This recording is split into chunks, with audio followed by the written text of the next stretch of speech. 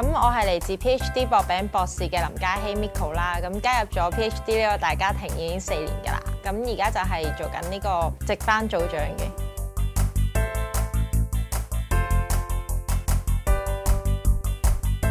我覺得一定係講緊我説話嘅技巧啦，還是我嘅自信心都高咗啦。咁往時我就係可能對住客人去表達一啲產品有啲乜嘢啊，或者我哋最新嘅推廣有啲乜嘢啊。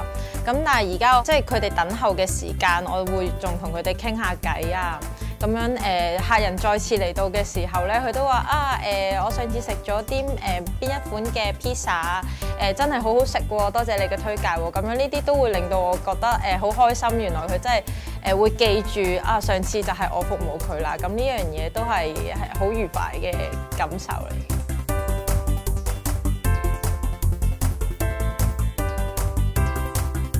我經理叫 Hero。